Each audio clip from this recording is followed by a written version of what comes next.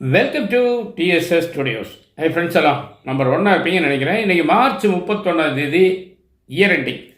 பேங்க்லலாம் பார்த்தீங்கன்னா பரபரப்பாக இருப்பாங்க. அந்த கடன் வரல, இந்த கடன் வரல, வட்டி வசூல் ஆகலைன்னு ஒரே கணக்கு வழக்கு மயம்தான். ஆனால் இதை நம்ம இந்த அக்கௌண்ட்ஸுக்கு மட்டும்தான் பார்க்கணுமா? நம்ம பர்சனல் லைஃப்பில் இதை அப்ளை பண்ணி பார்க்கக்கூடாதா? பார்ப்போமே, என்ன ஆகிடும்னு பார்ப்போம். அது ஒரு கிரேவ்யார்ட், கல்லறை. அது ஒரு கல்வெட்டு மாதிரி இருக்குது. அதில் என்ன போட்டிருக்குன்னா, his worry was about tomorrow, he died tonight. அப்படின்னு என்னங்க, அவனுடைய கவலையெல்லாம் நாளைய பற்றியது. ஆனால் இன்றைக்கி ராத்திரி அவன் இறந்துட்டான். நம்ம எப்போவுமே நாளை பற்றி தான் கவலைப்பட்டு இருக்கோமே ஒழிய இன்றைக்கி என்ன இருக்குது இல்லைங்கிறத பற்றி கவலையே படுறதில்லை. ஏன் அப்படின்னா, வேணும்னு தேவைகள் அதிகமாகிட்டு இருக்கு. நாளைக்கு ஏதாவது ஒரு பாதுகாப்பு வேணுமேங்கிற ஒரு பாதுகாப்பு உணர்ச்சி இருக்குது. ஆனால் இன்னைக்கு தான் நம்ம வாழ்ந்துட்டுருக்கோம் அப்படிங்கிறத மறந்துடுறாங்க.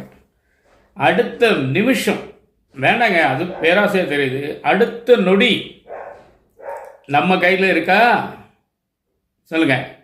அடுத்த நொடி அப்படிங்கிறது நம்ம கையில் இல்லை.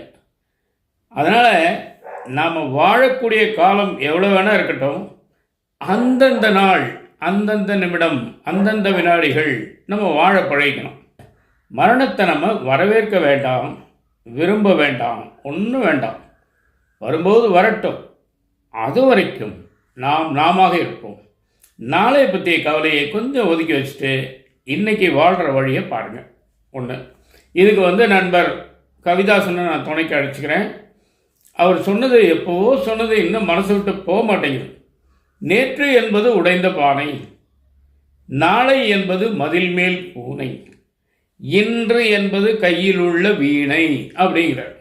அப்படின்னா என்ன? நேற்று இப்படி ஆகிச்சே அப்படின்னு வருத்தப்படுறது வேஸ்ட்டு. அது உடைந்த பானை, ஒன்றுக்கும் ஆகாது.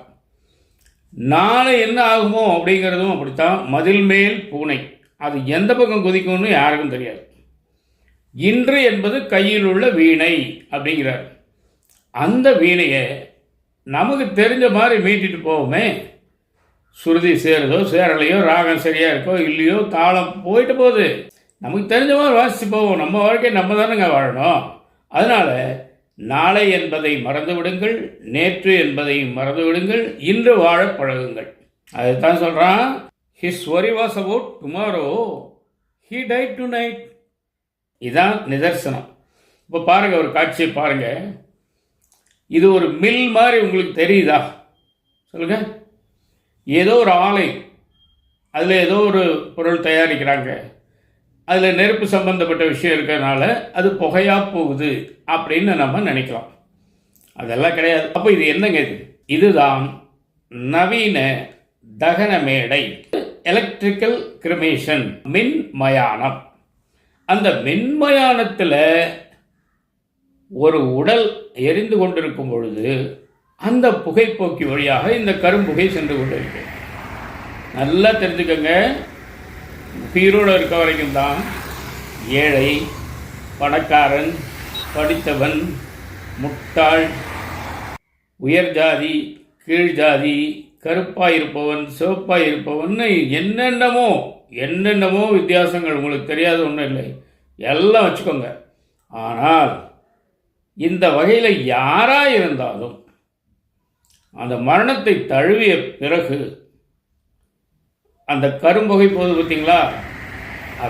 அதுதான் நாம் அந்த புகைக்குள்ளே தான் சாதாரண ஒரு அடிமட்டத்தில் இருக்க ஒரு மனிதனில் இருந்து மிக உயர்ந்த மனிதன் அப்படின்னு நீங்கள் யாரை வேணால் வச்சுக்கோங்க, அவங்க வரைக்கும் மிச்சமாவது கரும்புகை. அதுவும் பிடிக்க முடியாது, காத்தோடு கலந்து போயிடும். நமக்கு ஒரு சின்ன அஸ்தியில் சாம்பல்னு கொடுப்பாங்க. யாருடைய சாம்பல்னு தெரியும். அதனால தான் மீண்டும் மீண்டும் சொல்கிறேன், இந்த நொடி, இந்த நிமிஷம், இன்று வாழ பழகிக் கொள்ளுங்கள். உங்கள் வாழ்க்கை வசந்தமாகும். இதாங்க எனக்கு விஷயம். நிச்சயமாக இந்த விஷயம் உங்களுக்கு புரிஞ்சிருக்கும்னு நினைக்கிறேன். உங்கள் கருத்துக்களை எதிர்பார்க்குறேன். மீண்டும் அடுத்த எபிசோடில் சந்திப்போமா? அதுவரை உங்களிடம் விடைபெறுவது உங்கள் அன்பன் டி. சண்முக சுந்தரம், போத்தனூர், கோயம்புத்தூர். நன்றி, வணக்கம்.